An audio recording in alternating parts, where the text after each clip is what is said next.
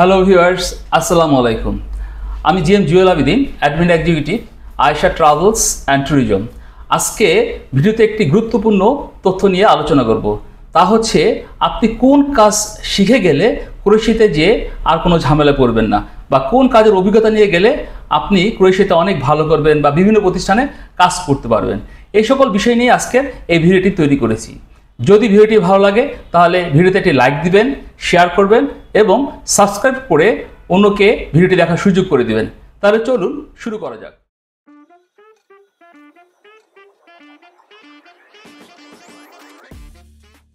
প্রথমে চলুন কি কি কাজ ক্রোয়েশিয়াতে করতে পারবেন।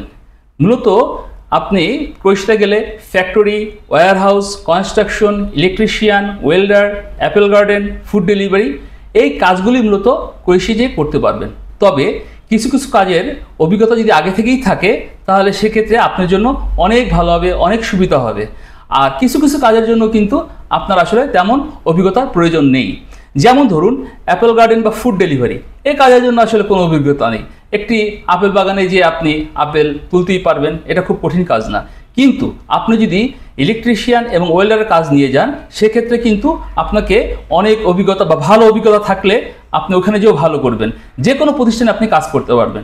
সুতরাং আপনাকে বলবো, যদি ইলেকট্রিশিয়ান এবং ওয়েল্ডার পেশা নিয়ে যান সেক্ষেত্রে আপনাকে বাংলাদেশে থাকতেই এই বিষয়ে অভিজ্ঞতা নিয়েই তারপরে আপনি ক্রোয়েশিয়াতে যাবেন।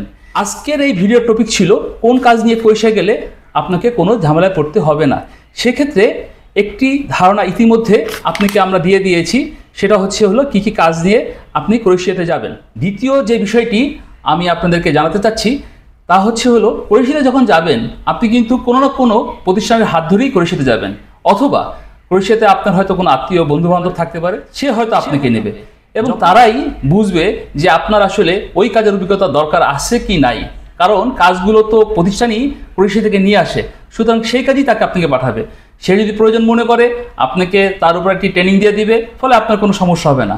আর যদি আপনার কোনো বন্ধুবান্ধব বা আত্মীয় ক্রোয়েশিয়াতে থাকে তাহলে সেক্ষেত্রে সেই কিন্তু আপনাকে বলে দিবে যে তুমি এই কাজটা শিখে আসো বা এইভাবে প্রিপারেশন নেয়, ফলে কিন্তু সেক্ষেত্রে কিন্তু আপনি কোনো ঝামেলা করবেন না। কিন্তু আজকে আমি যে কাজগুলো নিয়ে আলোচনা করলাম এই কাজগুলো সম্বন্ধে যদি আপনার আগেই ধারণা থাকে তাহলে সেক্ষেত্রে যে বাড়তি সুবিধাটা পাবেন তা হলো আপনি যখন ক্রোয়েশিয়াতে যাবেন, হয়তো ক্রোয়েশিয়াতে কোনো প্রতিষ্ঠানে গেলেন কিন্তু আপনার ওই প্রতিষ্ঠানের কাজ ভালো লাগছে না বা বেতন কম, সেক্ষেত্রে আপনি অন্য প্রতিষ্ঠানে কি কি কাজ করতে পারেন তার একটা ধারণা কিন্তু এই ভিডিওর মাধ্যমে পেয়ে গেলেন।